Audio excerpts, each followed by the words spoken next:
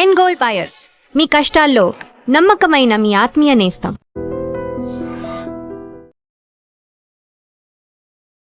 Hi, నమస్తే, welcome to అడ్రి media. నేను మీ రుద్దం శ్రీనివాస్.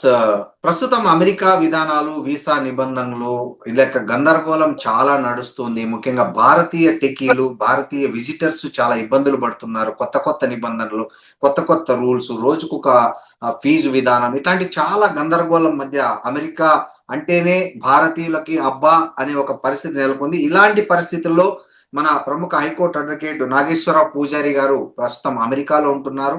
అక్కడ ఒక వార్త గత కొద్ది రోజులుగా వైరల్ అవుతోంది. ఏంటంటే వరుసగా 7 సంవత్సరాలు అమెరికాలో నివసిస్తే అక్కడ వాళ్ళకి గ్రీన్ కార్డ్ వచ్చేస్తుంది అనే ఒక ప్రచారం బాగా వైరల్ అవుతోంది. దీనిలో వాస్తవం ఎంత, దీని విధి విధానాలు ఏంటి, ప్రాసెస్ నిజం కరెక్టా, ఉంటే ఎవరు అర్హులు, ఇలాంటి విషయాలన్నింటినీ మనం నాగేశ్వరరావు గారితో మాట్లాడదాం. నాగేశ్వరరావు గారు, నమస్తే. నమస్తే అండి. నాగేశ్వరరావు గారు, ప్రస్తుతం అమెరికాకు సంబంధించి ఒక వార్త బాగా వైరల్ అవుతోంది. ఏంటంటే ఒక 7 సంవత్సరాలు కంటిన్యూగా అమెరికాలో ఉంటే వాళ్లకు గ్రీన్ కార్డ్ ఇవ్వాలనే ఒక ప్రతిపాదన అమెరికా కాంగ్రెస్ లో త్వరలో బిల్లు సంతరించుకుంటుందనేది ఒక వార్త వస్తుంది.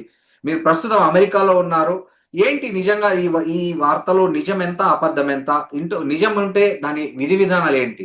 సార్, ఇప్పుడు ప్రస్తుతానికి మీరు చెప్పిన దాని ప్రకారం ఏంటంటే ఈ మధ్యలో గత 2-3 డేస్ నుంచి కూడా మనకు ఈ అమెరికా గ్రీన్ కార్డ్ కి సంబంధించిన ఇష్యూస్ మీద మనకు సోషల్ మీడియాలో వార్త అయితే హైలైట్ అవుతుంది బాగా. సో వైరల్ కూడా అవుతుంది. ఏంటంటే మీరు అన్నట్టు ఎవరైతే 7 years ఇక్కడ యుఎస్ లో వర్క్ వీసా మీద, H1B వీసా మీద నివసిస్తున్నారో వాళ్ళకు గ్రీన్ కార్డ్ ఇచ్చేయాలి ఇమీడియట్లీ అని చెప్పేసి ఇక్కడ పాస్ అయింది రూల్ అని చెప్పేసి కొంతమంది, పాస్ అవ్వబోతుందని కొంతమంది, ఇట్లా రకరకాలుగా వాళ్ళు సోషల్ మీడియాలో చర్చించడం జరుగుతుంది.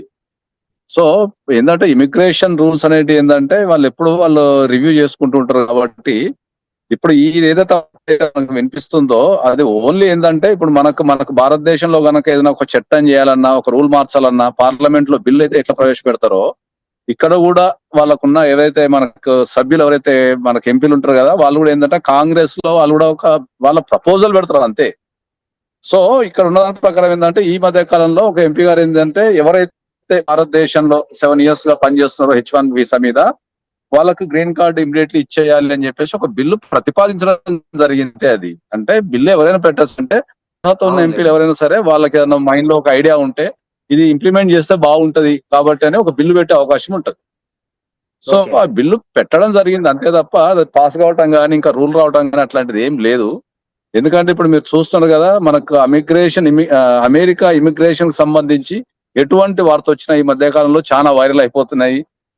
ఇమిగ్రేషన్ రూల్స్ కు సంబంధించి కానీ, ఇమిగ్రేషన్ విధి విధానాలకు సంబంధించి కానీ చాలా మంది ప్యానిక్ కూడా అవుతున్నారు. చాలా మంది, కొంతమంది అది నిజం అనుకుంటున్నారు, కొంతమంది ప్యానిక్ అవుతున్నారు. రకరకాల ఇష్యూస్ ఉన్నాయి. కాబట్టి అందరికి నేను స్పష్టంగా చెప్పేది ఏంటంటే అమెరికాలో H1B వీసా మీద 7 years కంటిన్యూస్ గా నివసించే వాళ్లకు గ్రీన్ కార్డ్ వస్తుంది అనే దాంట్లో ఏమాత్రం నిజం లేదు. అది ఫస్ట్ అది మీరు అర్థం చేసుకోండి. అది ఓన్లీ ఏంటంటే ఒక బిల్లు ప్రతిపాదన, కాంగ్రెస్ లో ఒక బిల్లు మాత్రమే పెట్టారు అంతే. ఎటువంటి రూల్ పాస్ కావడం జరగలేదు ఇంకా. ఓకే, నాగేశ్వరరావు గారు, అయితే అక్కడ మీరు పర్యటిస్తున్నారు కదా, ముఖ్యంగా మీకు భారతీయుల నుంచి ఏమి అనుభవాలు ఎదురయ్యాయి, ఏ సమస్యల మీద ప్రధానంగా మీకు వాళ్ళు మొరబెట్టుకుంటున్నారు అక్కడ? మనకు ప్రధానంగా ఏంటంటే మనకి యుఎస్ లో నివసించే ఇక్కడ మన తెలుగు వాళ్ళలో లేకపోతే ఇండియన్స్ నుంచి ప్రధానంగా మనకు వచ్చేటి ఏంటంటే ఇమిగ్రేషన్ ఇష్యూస్ వస్తాయి, తర్వాత ఫ్యామిలీ ఇష్యూస్ వస్తాయి. ఓకే, ఇమిగ్రేషన్ ఇష్యూస్ అనేవి అది డే 1 నుంచి ఉన్నాయి. అది ప్రభుత్వానికి సంబంధించిన విధి విధానాలకు సంబంధించిన ఇష్యూ కాబట్టి అవి ఎప్పుడు ఉంటూనే ఉంటాయి. అవి ఎందుకంటే వాళ్ళ ప్రభుత్వ విధానాలు మారినప్పుడు, ప్రభుత్వాలు మారినప్పుడు వాటి విధి విధానాలు మార్చుకోవటము, వాళ్ళ కంట్రీ తగ్గట్టు మార్చుకోవడం అది ఎప్పుడు రెగ్యులర్ గా ఉండే అంశమే అది. సో అది ఎప్పటికీ న్యూసే. కాకపోతే ఏంటంటే గత ఒక 5-6 సంవత్సరాల నుంచి ఇది ప్రతి ఒక్కరు గమనించాల్సిన విషయం ఏంటంటే గత 5-6 సంవత్సరాల నుంచి అంటే కోవిడ్ నుంచి ఎవరైతే ఈ మ్యారేజ్ చేసుకుంటున్నారో అవి చాలా ఫెయిల్యూర్ అవుతున్నాయి. అది మ్యారేజ్ ఇష్యూస్ అనేటివి మనకు ఇమిగ్రేషన్ లాస్ తో పాటు ఇక్కడ మ్యారేజ్ ఇష్యూస్ అనేవి చాలా పెరిగిపోయినాయి. ఇక్కడ డైవర్స్ రేషన్ అనేది చాలా పెరిగిపోయింది. సో దాన్ని నేను ప్రధానంగా ఎదుర్కొంటుందంటే ఇక్కడ డొమెస్టిక్ వైలెన్స్ కావచ్చు, చైల్డ్ కస్టడీ కావచ్చు, లేకపోతే ఈ మ్యారేజ్ సంబంధించిన డైవర్స్ ప్రాసెస్ కావచ్చు, ఇవి చాలా పెరిగిపోయినాయి ఇక్కడ విపరీతంగా. ఓకే, అమెరికాలో భార్యాభర్తలు విడిపోవాలనుకుంటే మ్యూచువల్ డైవర్స్ లేదంటే కంటెస్టెడ్ డైవర్స్, ఈ రెండిట్లో ఏది ఎంత టైం పడుతుందండి? అంటే అమెరికాకు ఇండియాకు ఉన్న ప్రధాన తేడా ఏంది డైవర్స్ కేసుల్లో?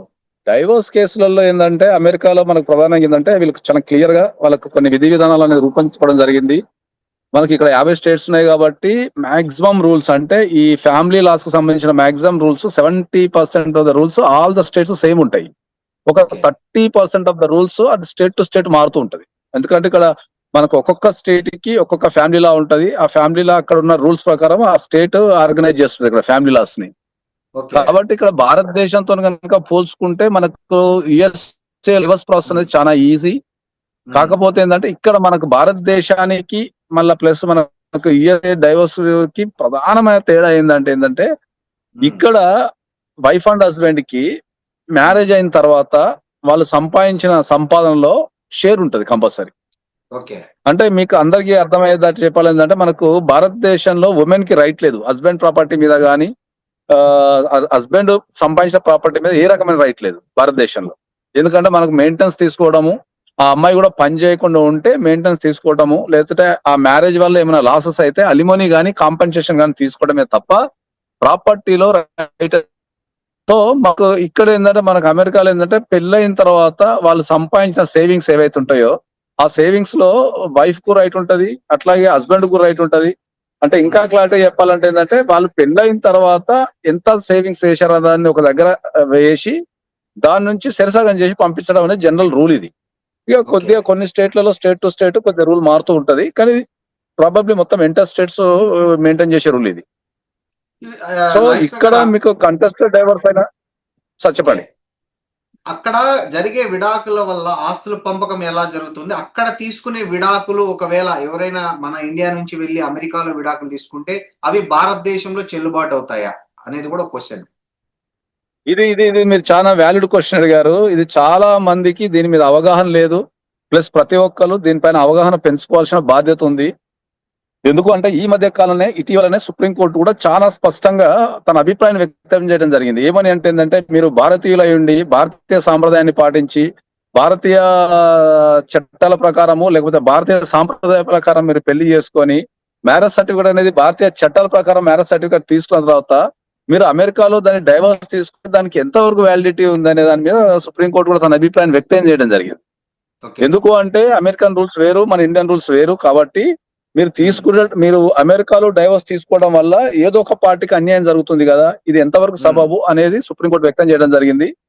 తర్వాత ఇప్పుడు మీరు గమనించాల్సిన విషయం ఏంటంటే అమెరికాలో మీరు డైవర్స్ తీసుకున్నా కూడా ఒకవేళ ఇండియాలో మ్యారేజ్ చేసుకొని మీరు అమెరికాలో డైవర్స్ తీసుకున్నా కూడా మళ్ళీ ఇండియాలో మళ్ళీ అప్లై చేసుకోవాల్సిందే. మీరు ఒకవేళ ఇక్కడ మీకు డిగ్రీ వచ్చింది అనుకుందాం, దాన్ని మళ్ళీ ఇండియన్ కోర్టులో మీరు ఖచ్చితంగా మళ్ళీ అప్లై చేసుకోవాలి. నేను అమెరికాలో డైవర్స్ తీసుకున్నా కాబట్టి ఆ డిగ్రీని మీరు నాకు యాక్సెప్ట్ చేయండి, ఇక్కడ కూడా డైవర్స్ ఇవ్వండి అని చెప్పేసి మళ్ళీ కోర్టులో అప్లై చేసుకోవాలి.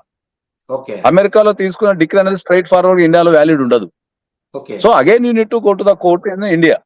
సో అది ఇండియాలో మ్యూచువల్ డైవర్స్ కావచ్చు, లేకపోతే మళ్ళీ మ్యూచువల్ డైవర్స్ కింద ఇద్దరు అప్లై చేసుకోవచ్చు, లేదా ఒక పార్టీ నాకు అమెరికాలో డైవర్స్ వచ్చింది కాబట్టి దీన్ని ఆ డైవర్స్ ని యాక్సెప్ట్ చేయండి అని చెప్పి ఒక పార్టీ మళ్ళీ ఆపోజిట్ పార్టీకి వేసుకునే అవకాశం ఉంటుంది. మళ్ళీ అగైన్ లీగల్ ప్రాసెస్ కదా. సో అమెరికన్ డైవర్స్ అనేది ఇండియన్ కోర్ట్స్ లలో డైరెక్ట్ ఇండియన్ చట్టాల ప్రకారం డైరెక్ట్ యాక్సెప్టబుల్ కాదు కాబట్టి again you need to court. కాబట్టి నేను అందరికి చాలా స్పష్టంగా ఏం చెప్తున్నాను అంటే మీరు కనుక ఇండియాలో పెళ్లి చేసుకొని ఉంటే మీరు లీగల్ ప్రొసీడింగ్స్ అని ఇండియాలో తీసుకోవడం బెటర్ అని చెప్తాను నేను. ఎందుకంటే ఇండియాలో అనేది కొద్దిగా టైం టేకింగ్ ప్రాసెస్ అయినా కూడా మళ్ళీ అది ప్రాసెస్. అది మళ్ళీ మీరు అమెరికాలో తీసుకొని మళ్ళీ దాన్ని ఇండియాలో అప్లై చేసుకొని మళ్ళీ కోర్టుకి వెళ్ళి మళ్ళీ అక్కడ టైం వేస్ట్ చేసుకొని ఇద్దరు అడ్వకేట్ల పెట్టుకొని మళ్ళీ అక్కడ ప్రొసీడింగ్స్ ఇక్కడ ప్రొసీడింగ్స్ అంతా కొంత కన్ఫ్యూజన్ ప్రాసెస్. సో ఈ కన్ఫ్యూజన్ ప్రాసెస్ అలాంటి సందర్భాల్లో మీరు అన్నట్లు అక్కడ ఆ విడాకులు తీసుకున్న వాళ్ళు ఇండియాలో మళ్ళీ తీసుకోవాలని అనిపించినప్పుడు వాళ్ళు విదేశాల్లో ఉంటేనే భారతదేశంలో విడాకులు లేదా ఫ్యామిలీ కోర్టు కేసులను ఆన్లైన్ ద్వారా ఫైల్ చేసే సౌకర్యం ఉందా? ఒకవేళ ఉంటే దీనికి ఎంత ఖర్చు అవుతుంది అంటారు? ఇప్పుడు మనకు ఫ్యామిలీ కోర్టులలో వచ్చేసి ఏంటంటే ఇది కూడా చాలా మందికి మనం డౌట్ క్లారిఫికేషన్ చేయాల్సింది ఏంటంటే మీరు ఏ దేశంలో ఉన్నా కూడా మీరు మన దేశానికి రాకుండా భారతదేశానికి రాకుండా మీరు కోర్టులో చేసుకునే అవకాశం ఎనీ కేసు. ఓకే ఫ్యామిలీ కోర్టులకు సంబంధించి అది చైల్డ్ కస్టడీ కావచ్చు, లేకపోతే డైవర్స్ కావచ్చు, ఇంకా ఏ కేసు అయినా డొమెస్టిక్ వైలెన్స్ కావచ్చు, ఏదైనా వేసుకునే అధికారం మీకు వాళ్ళకు ఉంది. వాళ్ళు ఇండియాకి విజిట్ చేయాల్సిన మీరు ఏ కంట్రీలో అయితే ఉంటారో మీరు అమెరికాలో ఉంటే మీరు అమెరికాలోనే ఉండి ఇండియాలో కోర్ట్ ప్రొసీడింగ్స్ అనేది మీరు చేసుకోవచ్చు. దానికి ఒక ప్రాసెస్ ఉంది. ఇక ఖర్చు అంటారా జనరల్ గా అయితే ఫ్యామిలీ కోర్టులలో ఇండియాలో అయితే ఫ్యామిలీ కోర్టుకు సంబంధించి ఫీజు ఏమి ఉండదు. ఒకవేళ నామినల్ గా అడ్వకేట్. ఉన్నా కూడా ఒక ₹10 కోర్ట్ ఫీజు ఉంటుంది తప్ప అడ్వకేట్ ఫీజు అనేది ఉంటది. అడ్వకేట్ ఫీజు అనేది మనం ఖచ్చితంగా ఇంత అని చెప్పలేం. వాళ్ళకున్న ఎక్స్పర్ట్, కరెక్ట్. ఓకే, వాళ్ళకున్న ఫేమ్, వాళ్ళకున్న కేసుల సంఖ్య, వాటిని బట్టి అవి డిసైడ్ చేయబడతాయి. ఆ కేసులో ఉన్న ఓకే. ఎంత ఓకే. కాంప్లెక్సిటీ ఉంది అనే దాని మీద డిసైడ్ చేయబడతాయి. ఉమ్, ఉమ్, ఉమ్. ఇప్పుడు ఎన్ఆర్ఐలు చాలా మంది తప్పుడు 498A కేసులు, భరణం కేసులు ఎదుర్కొంటున్నారని వార్తలు వస్తున్నాయి. ఒకవేళ అట్లాంటి కేసులు వాళ్ళు ఎదుర్కొంటుంటే వాళ్ళు ఎలా రక్షణ పొందాలంటారు? ఎప్పుడైనా కూడా నేను చాలా మందికి చెప్తున్నా ఏంటంటే, ఫ్యామిలీ కేసులకు సంబంధించి మీరు ఉమ్, ప్రొసీడింగ్స్ అనేటివి చాలా నీట్ గా జరగాల, మీరు స్ట్రెస్ ఉమ్, తీసుకోవద్దు అనుకున్నప్పుడు ఒక ఎక్స్పర్ట్ ఫ్యామిలీ అడ్వకేట్ ని మీరు సంప్రదించగలిగితే వాళ్ళు ఓకే. అదంతా టేక్ కేర్ చేసుకుంటారు. ఎందుకంటే భారతదేశంలో మనకు పెళ్లి అనేది ఒకటే ఉంటది, రెండే కుటుంబాలు ఉంటాయి, కానీ చట్టాలు వాళ్ళిద్దరి మధ్యలో ఒక 6-7 చట్టాలు ఉంటాయి. ఉమ్, సో ఎన్ఆర్ఐ కేసెస్ ఎప్పుడైనా ఖచ్చితంగా చేసేటప్పుడు నేను అందరికి ఇచ్చే సలహా ఏంటంటే, ఎన్ఆర్ఐ చట్టాల మీద అవగాహన ఉండి, ఓకే, ఎన్ఆర్ఐ కేసులు చేసే వ్యక్తులను కనుక ఎంచుకుంటే వాళ్ళకి ఏమైందంటే ఆ దేశంలో ఉన్న ప్రొసీడింగ్స్, మన దేశంలో ఉన్న ప్రొసీడింగ్స్ బ్యాలెన్స్ చేయగలుగుతారు. ఉమ్, ఎస్పెషల్లీ నేను గమనించింది ఒక విషయం చాలా స్పష్టంగా చెప్తున్నా అందరికి. నేను గమనించిన విషయం ఓకే. ఏంటంటే ఇప్పుడు అమెరికా లాంటి దేశాలలో మీరు డైవర్స్ అప్లై చేసుకోవాలంటే మనం అమెరికన్ అడ్వకేట్ ని పెట్టుకోవాలి. Okay, okay. అమెరికన్ అడ్వకేట్ ని పెట్టుకున్నప్పుడు ఏమైంది, ప్రాబ్లం ఏమైంది అంటే అమెరికన్ అడ్వకేట్స్ కి మన కల్చర్ తెలియదు. ఉమ్, ఓకే, మన ఉమ్, కల్చరు, మన పద్ధతులు, మన సాంప్రదాయాలు, మన ఈ కట్న ఉమ్, కానుకలు, ఇచ్చిపుచ్చుకోవడాలు, ఆడపడుచు కట్నాలు, లేకపోతే ఈ పెళ్లికి సారెలు, చీరలు, ఇవన్నీ ఇలా ఉమ్. తెలియదు వీళ్ళకి. అవును. సో తెలియనప్పుడు ఏమైందంటే వాళ్ళు అమెరికాలో వీళ్ళు ఈ ఫ్యామిలీ కేసులకు సంబంధించినప్పుడు ఏంటంటే వాళ్ళ చట్టాల ప్రకారం చెప్తారు తప్ప వాళ్ళకి ఉమ్, బ్యాలెన్సింగ్ మెథడ్ అనేది రాదు. ఉమ్, సో ఈ బ్యాలెన్సింగ్ మెథడ్ రాకపోవడం వల్ల ఏంటంటే చాలా మంది క్లయింట్స్ ఎవరైతే చాలా సఫర్ అయిపోతున్నారు. ఓకే. ఎందుకంటే ఇక్కడ అమెరికాలో అడ్వకేట్ ని పెట్టుకోవాలి, మళ్ళీ ఇండియాలో ఉన్న ప్రొసీడింగ్ తీసుకుంటే మళ్ళీ ఇండియాలో అడ్వకేట్ ని పెట్టుకోవాలి. ఈ అమెరికన్ అడ్వకేట్ కి ఏమో ఇండియా చట్టాల మీద అవగాహన ఉండదు, ఇండియాలో ఉమ్, ఉండే అడ్వకేట్ కి ఏమో అమెరికా చట్టాల మీద అవగాహన ఉండదు ఎక్కువ శాతం. సో ఉమ్, ఈ రెండు దేశాలను కలుపుతూ ఉమ్. ఈ రెండు కోట్లలో పనిచేసే అడ్వకేట్ ని పెట్టుకుంటే చాలా ఈజీ అవుతుంది. ఓకే. కాబట్టి నేను అందరికి నేను చాలా స్పష్టంగా ఏం చెప్తున్నా అంటే ఈ రెండు దేశాల్లో పనిచేసే అడ్వకేట్స్ కనుక పెట్టుకుంటే అప్పుడు అది ఈజీ ప్రాసెస్ అవుతుంది. ఆ రెండు దేశాల్లో ఒకటే అడ్వకేట్ ఉంటాడు, ఇక్కడ చూసుకుంటాడు, అక్కడ చూసుకుంటాడు. ఓకే. తర్వాత నాగేశ్వరరావు గారు, అమెరికాలో immigration court process starting sign గా ఇచ్చే నోటీస్ టు అపియర్ ఎన్టీఏను చాలా మంది నిర్లక్ష్యం చేస్తుంటారు. సో ఈ నోటీస్ వస్తే చట్టపరంగా ఎలాంటి చర్యలు చేపట్టాల్సి ఉంటుంది అక్కడ?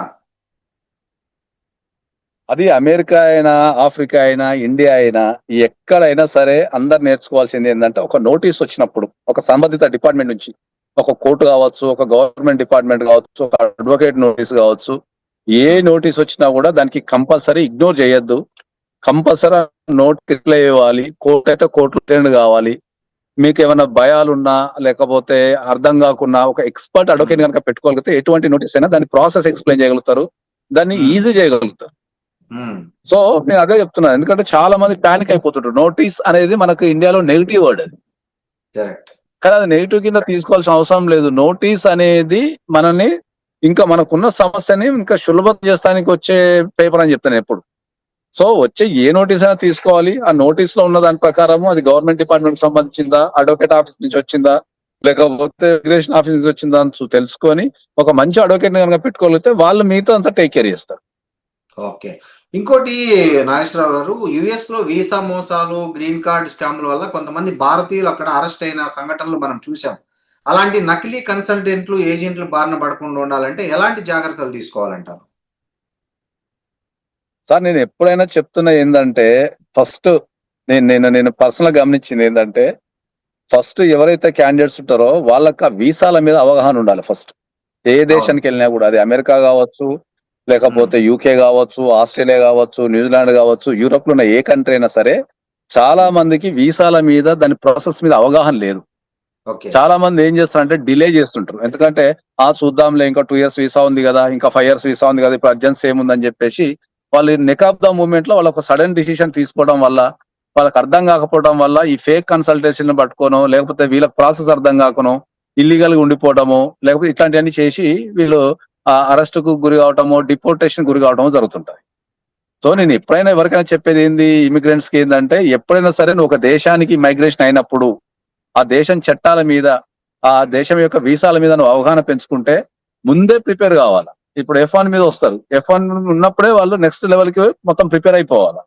వీళ్ళు ఏం చేస్తారు, ఆ F1 అయిపోయిలే, కోర్స్ అయిపోయిలే, చూద్దాము ఆ తర్వాత చేద్దామని చెప్పేసి వీళ్ళు కొద్దిగా ఈ డిలే ప్రాసెస్ కానీ, లేకపోతే లేజినెస్ అనుకోవచ్చు, లేకపోతే అవగాహన కావచ్చు. చాలా మందికి ఏంటంటే ఒక సరైన కాంటాక్ట్ అనేది అక్కడ దొరకదు సార్. ఫస్ట్ అవును. మనోళ్ళు ఎదుర్కొనే ఇబ్బంది ఏంటంటే ఈ వీసాల మీద కానీ, ఇమిగ్రేషన్ సంబంధించిన విషయాల మీద కానీ స్పష్టమైన సమాచారాన్ని ఇచ్చి ఖచ్చితంగా చెప్పగలిగే చాలా మందికి ఆ లింక్ దొరకదు.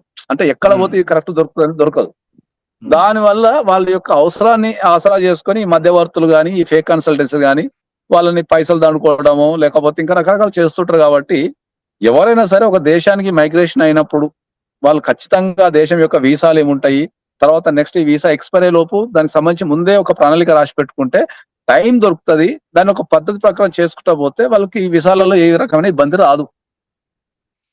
ఈ నాగేశ్వరరావు గారు, క్రెడిట్ కార్డ్ బిల్లులు, డెట్ క్లియరెన్స్ వంటి సివిల్ ఇబ్బందులు ఎదుర్కొంటున్న ఎన్ఆర్ఐలకి చట్టపరంగా ఎలాంటి ఉపశమనం ఉంది అక్కడ? సార్, క్రెడిట్ రేటింగ్ అనేది ఇవాళ ప్రపంచవ్యాప్తంగా అది ఇండియాలో కూడా ఉన్న విషయమే సార్. అది ఉమ్, ఇప్పుడు ఒక వ్యక్తి ఆరోగ్యంగా ఉన్నాడా లేడా అనేది మనం ఒక బాడీ చూసి వాళ్ళని మనం ఎట్లయితే డిఫైన్ చేస్తామో, క్రెడిట్ హిస్టరీ బట్టి ఆ వ్యక్తి యొక్క ఆ, ఆర్థిక పరిస్థితి ఆరోగ్యంగా ఉందా లేదా అనేది క్రెడిట్ హిస్టరీ అనేది ఇప్పుడు డిసైడ్ చేస్తుంది.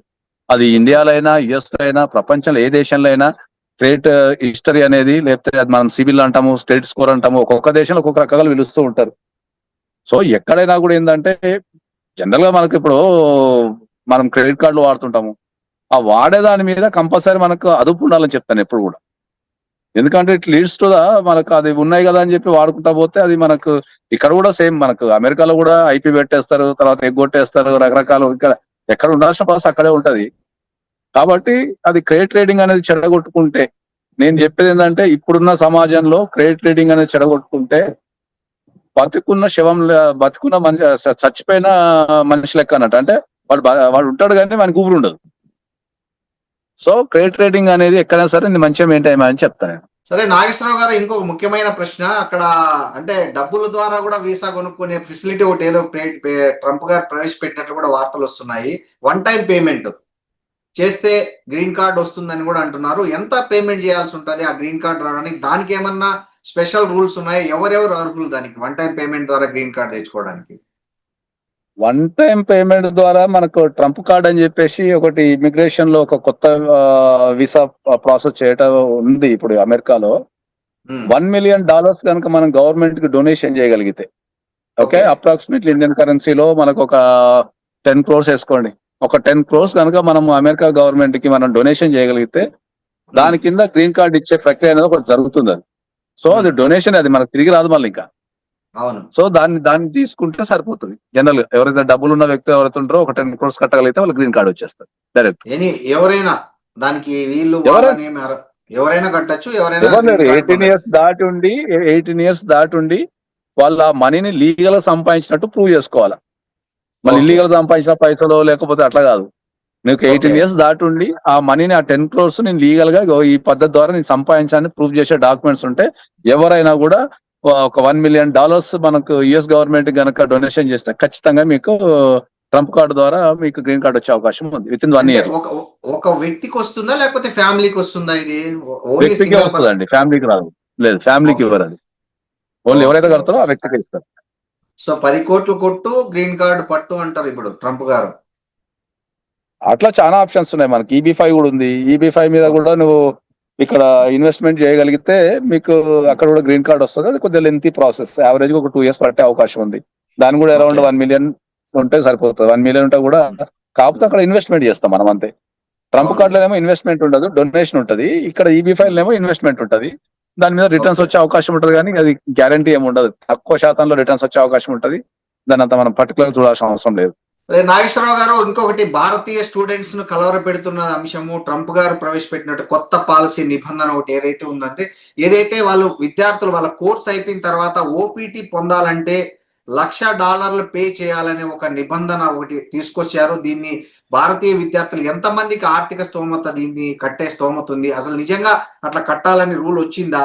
ఈ ఆందోళన, విద్యార్థుల ఆందోళన నిజమే వెనక ఉన్న నిజం ఎంత అసలు? సార్ గత 2 రోజుల నుంచి కూడా ఇప్పుడు మనకు ఈ స్టూడెంట్స్ కి సంబంధించి ఈ న్యూస్ అనేది చాలా వైరల్ కూడా అవుతుంది. ఓకే. వాళ్ళు స్టడీస్ అయిపోయిన తర్వాత కంపల్సరీ ఓపీటీకి వాళ్ళు చేసుకోవాలి అనుకుంటే $1,00,000 ఫీజు కట్టాల్సిందే అని చెప్పేసి ఒక న్యూస్ అయితే సర్క్యులేట్ అవుతుంది. దానికి అధికారికంగా ఎక్కడ కూడా కట్టాలి అని చెప్పేసి చట్టం రావటం గానీ లేకపోతే రూల్ రావటం గానీ ఏం లేదు. అది ఓకే. ఎక్కడో మనకు అమెరికాలోని ఒక చిన్న పత్రికలో ఒక చిన్న న్యూస్ ఐటమ్ రావడం జరిగింది. ఏమని అంటే సర్కార్ అదే గవర్నమెంట్ ఓపీటీ తర్వాత ఇది ఏదైతే మనకు F1 స్టూడెంట్ వీసా స్టడీస్ పూర్తయిన తర్వాత ఓపీటీకి వెళ్లే క్రమంలో దాన్ని కడితేనే ఓపీటీ ఇస్తాము అనేది ఎక్కడో ఒక చిన్న న్యూస్ సర్క్యులేట్ అయింది. Government okay. ఆలోచిస్తుంది అని చెప్పి సర్క్యులేట్ అయింది తప్ప ఎటువంటి రూల్ గానీ ఇంకేం రాలేదు. దానిపైన ఏం ఆందోళన చెందాల్సిన అవసరం ఏం లేదు. ఈ మధ్య కాలంలో మనం అందరం చూసాము H1B మీద ఏదైతే ఈ H1B వీసాలకు కూడా $1,00,000 కట్టాలి అని చెప్పింది. మన ఫెడరల్ కోర్టు రియాక్షన్ చేసింది. కాబట్టి నాకు తెలిసినంత వరకు స్టూడెంట్స్ అనే వాళ్ళు చదువుకోవడానికి వస్తారు. వాళ్ళకి ఎర్నింగ్ కెపాసిటీ ఉండదు. వాళ్ళు నాలెడ్జ్ గెయిన్ చేస్తానికి వస్తారు. కాబట్టి నాకు తెలిసినంత వరకు ఈ ఓపీటీకి సంబంధించి ఈ 1,00,000 కట్టాలి అనేది రాకపోవచ్చు. అది ఓన్లీ ఊహాగానాలు మాత్రమే. ఇప్పుడున్న సోషల్ మీడియాలో ఎక్కడన్నా గింత చిన్న దొరికితే దాన్ని ఆడేసుకుంటారు కాబట్టి ఇది కూడా అటువంటిది అని చెప్పేసి నేను నా అభిప్రాయం వ్యక్తపరుస్తున్నాను.